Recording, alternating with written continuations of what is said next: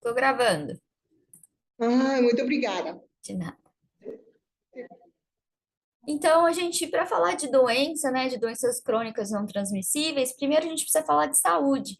Então, o que que é a saúde, né? A saúde, ela é definida como um bem-estar físico, mental e social do indivíduo. Então, nesse bem-estar, a gente envolve os hábitos de vida saudáveis, então, uma alimentação saudável, exercitar o corpo saudável e o meio de convívio social também. Isso tudo engloba a definição de saúde. Então, o que é a doença, né? A doença é quando eu tenho os fatores de risco, que são, como, por exemplo, fumo, excesso de gordura, sedentarismo, uma dieta pobre em fibras, estresse, álcool, drogas, entre outros. O aparecimento desses fatores de risco que vão levar a um desequilíbrio no estado de saúde e levar ao aparecimento de doenças. E nessas doenças, a gente inclui nelas as doenças crônicas não transmissíveis, né?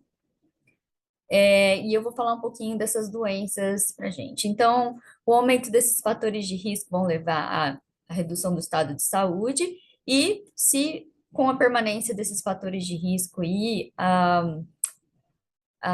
evolução da doença vai acabar resultando em morte. Então, esse é o processo. As doenças crônicas não transmissíveis, elas são divididas em doenças cardiovasculares, como, por exemplo, a hipertensão arterial sistêmica, o infarto agudo do miocárdio, acidente vascular cerebral. Temos também a diabetes mellitus incluída nessas doenças crônicas não transmissíveis, as neoplasias, né, os cânceres, e as doenças respiratórias crônicas, como a doença pulmonar obstrutiva crônica, a asma e a rinite crônica. Então, todas essas doenças, elas são incluídas no que nós chamamos de doenças crônicas não transmissíveis, que são muito comuns, assim, na nossa sociedade, né? E o profissional de saúde, o fisioterapeuta, ele vai atuar a nível primário, secundário e terciário. Então, nós atuamos em diferentes níveis e como que isso acontece? No nível primário, eu atuo no nível de prevenção das doenças. Eu tenho a orientação desse paciente e a orientação em relação ao meio e estilo de vida. A nível secundário, eu tenho a detecção da doença e eu tenho uma intervenção precoce. Então, é quando a gente descobre que esse paciente está doente e a gente atua a nível de melhorar a evolução clínica desse paciente, buscando um melhor prognóstico. A nível terciário é quando a gente já tem essa doença instalada, então é o tratamento da doença, a terapia para esses pacientes, e geralmente esse tratamento é de maior complexidade, e eu tenho como objetivo nessa atenção terciária a redução das incapacidades causadas pela doença. Então, no caso dessas doenças crônicas não transmissíveis, a gente vai atuar nos três níveis, e na fisioterapia, geralmente o paciente já chega para a gente no nível secundário ou terciário, certo? Então, é nível de tratamento e não prevenção. Isso é importante a gente definir, porque mais tarde vai ajudar a gente a definir o nosso tratamento mais para frente. Então, a que nível que esse paciente está? Então, isso vai interferir na nossa intervenção. A fisioterapia no tratamento das doenças crônicas não transmissíveis, ela atua a nível de visão, com uma visão holística do paciente. Então, é importante que a gente veja esse paciente de como um todo e que a gente atue nos fatores de risco que levaram a essa doença, porque não adianta a gente tratar somente um fator. É importante que esse paciente mude o estilo de vida para que ele te colabore com o tratamento e melhore. Na nossa conduta fisioterapêutica, a gente vai tratar a nível de orientação e tratamento dessa doença, e a gente tem como objetivo, claro, dependendo da doença, né? Em geral, a redução da adiposidade corporal, o controle da pressão arterial, a melhora do perfil lipídico, o aumento da capacidade funcional, aumento de força muscular, melhora a sensibilidade à insulina, se, por exemplo, esse paciente é diabético, melhora da flexibilidade, e o maior autocuidado. Então, esses são alguns dos objetivos da nossa conduta terapêutica, e tudo isso tem como consequência, o alcance desses objetivos tem como consequência a melhora da qualidade de vida desse paciente. Então, é isso que no final a gente está buscando, né? E a nossa ferramenta principal para conseguir os nossos objetivos é o exercício físico, né? É o que a fisioterapia geralmente atua, é o nosso carro-chefe de tratamento é a prescrição do exercício.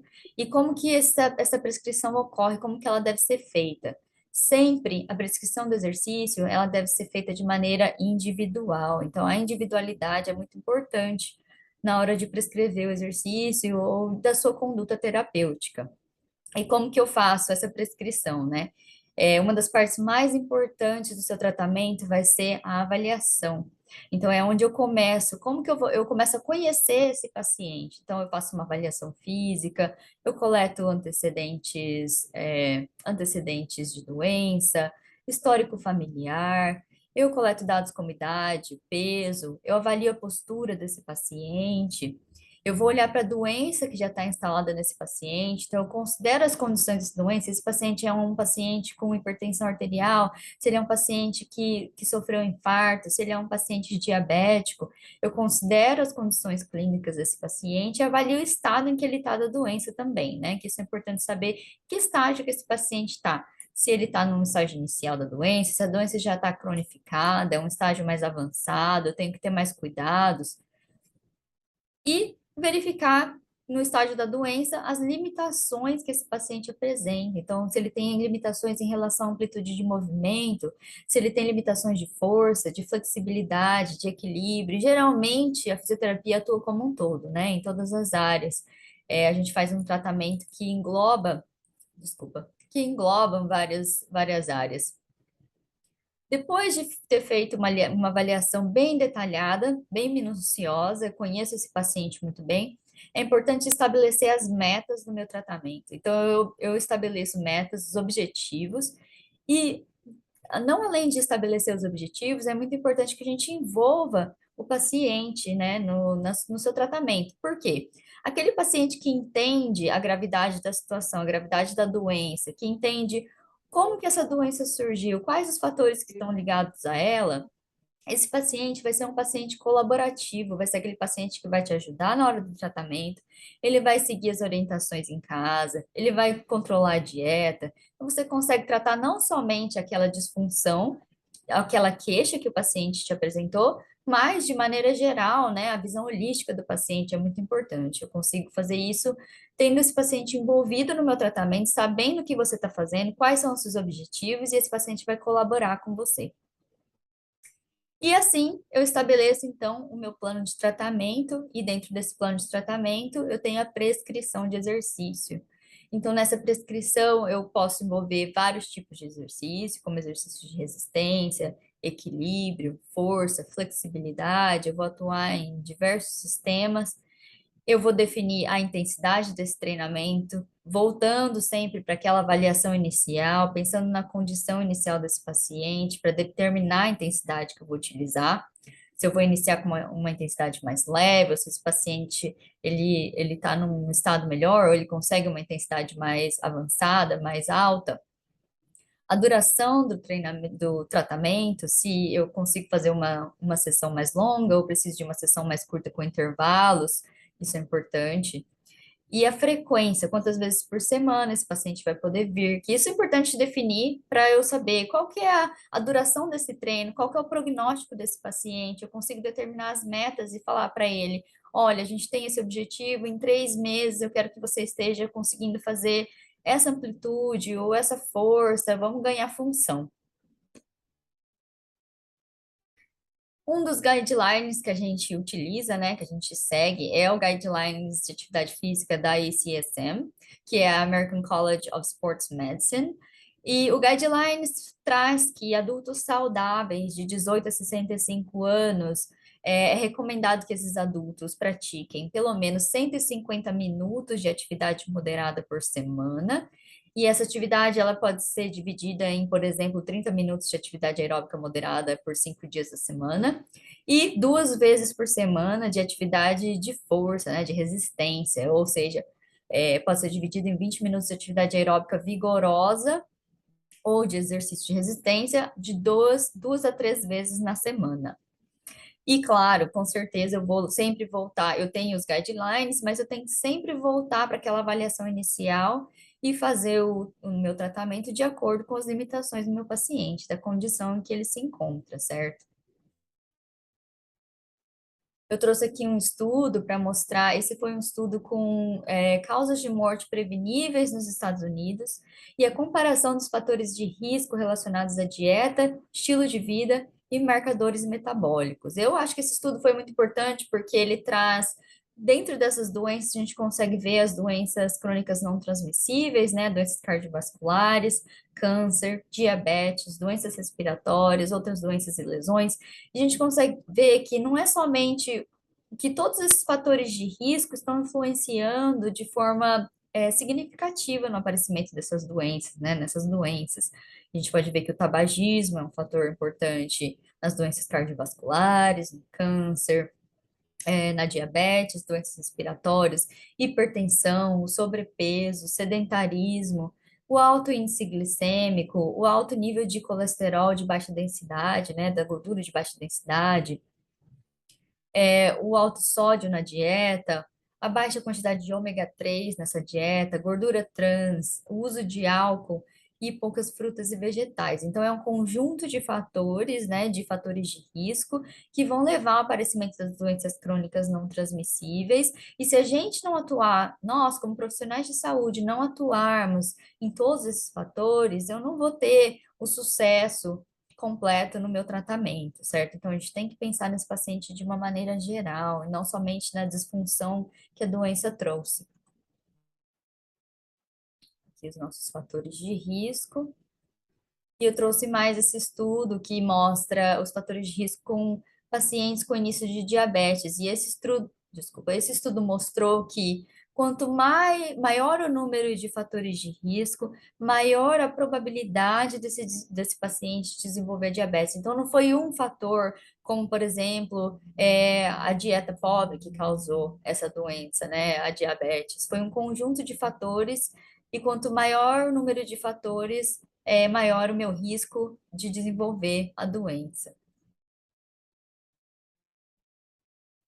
E esse estudo eu trouxe para mostrar que um estudo feito com adultos de 40 a 74 anos, né? Esses adultos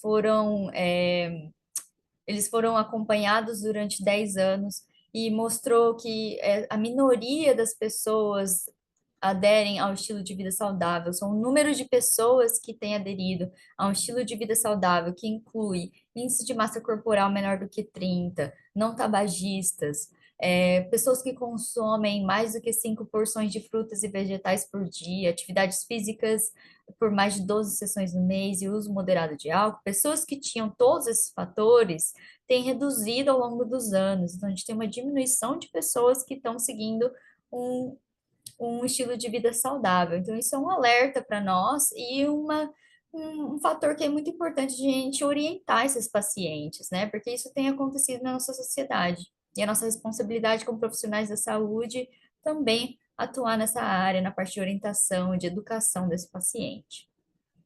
Então, resumindo, em relação ao atendimento fisioterápico em pacientes com doenças crônicas não transmissíveis, é importante que a gente tenha uma visão holística do nosso paciente, né, uma visão como um todo, em geral, para atuar em todos aqueles fatores de vida saudável e os fatores de risco que levaram à doença.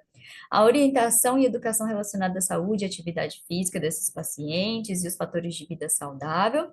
E por último, e não menos importante, o tratamento sempre individualizado desse paciente, pensando naquela condição da doença, nas limitações desse paciente, não somente nas limitações trazidas pela doença. Muitas vezes esse paciente vai aparecer para você com uma alteração de postura, por exemplo, relacionada ao trabalho, ele vai aparecer com perda de força relacionada a fatores genéticos, então a gente tem que tratar o indivíduo como um todo. É importante traçar o nosso tratamento pensando nesse indivíduo de forma completa, de forma global. E é isso que eu tenho para trazer para vocês. Eu trouxe algumas fotos aqui do que a gente faz no nosso laboratório, que a gente trabalha com atividade física. E é isso, muito obrigada, é um prazer conhecer vocês. Espero que vocês tenham aprendido aí um pouco. E alguém tem alguma pergunta? Eu deixo esse momento aberto para vocês.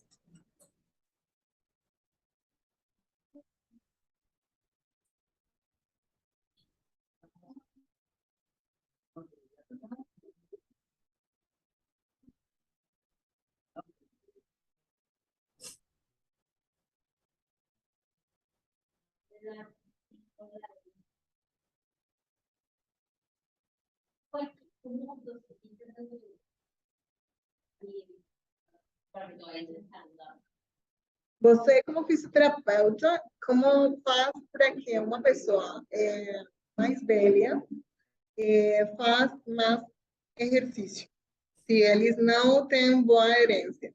Uhum. Eu acho que grande parte da aderência do paciente é realmente a parte da orientação, né? Muitos deles não entendem a importância, o porquê de eles estarem fazendo tantas repetições, o porquê da frequência da atividade física. Então, tudo começa ali primeiro, na relação do paciente com o terapeuta. Você tem que ter uma relação boa com o seu paciente. E a orientação, a forma de educar o seu paciente vai fazer toda a diferença na aderência desse paciente, com certeza. Porque se simplesmente você falar para ele, você tem que fazer 3 séries de 15 repetições, sem ele entender o porquê desse número de séries, porquê das repetições, o que que isso está causando, dificilmente você vai conseguir esse paciente, a completa aderência desse paciente no seu tratamento. Então, a orientação e educação é extremamente importante. Es importante la educación al paciente y la comunicación que haya entre fisioterapeuta y paciente. Entonces, que tú le pongas a hacer, ok, vas a hacer 8 repeticiones 8 series de 15 repeticiones. ¿Por qué es importante que haga eso? Darle la importancia al ejercicio que tú le estás aplicando al paciente para que él entienda cuál es la importancia de que lo haga. Entonces, y que es muy difícil porque las personas pues, no lo van a hacer, pero es importante la relación.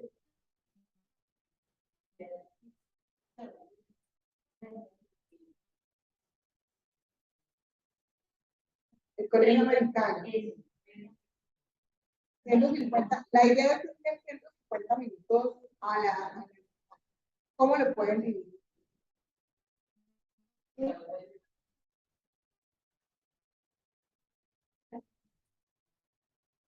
Sí, luego sacaría los 150 minutos. Manuel, ¿qué pregunta?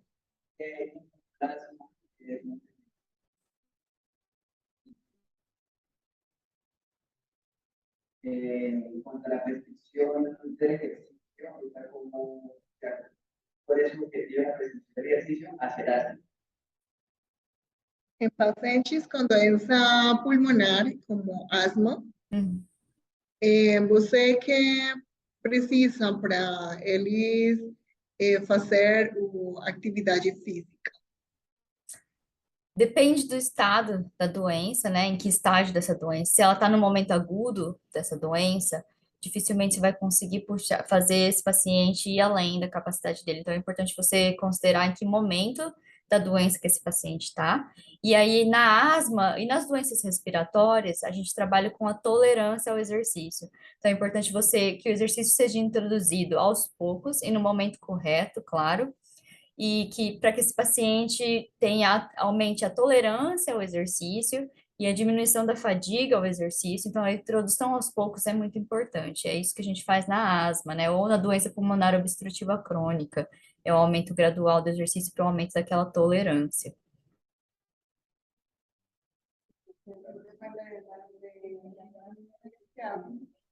La tolerancia.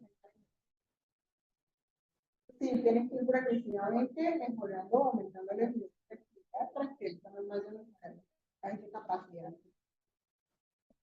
Quiero que miren esa diapositiva.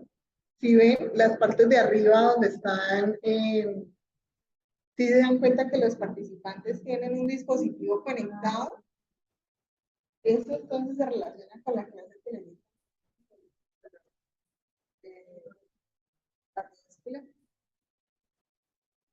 Tudo bem? Tudo bem? Obrigada. Obrigada, Camila. Eu que agradeço. Foi um prazer, tudo de bom para vocês. Se precisarem, tiverem alguma pergunta mais para frente, pode me enviar por e-mail. Eu responderia com o maior prazer. Tá bom, Camila. Muito obrigada. Um abraço. Um abraço, tchau, tchau.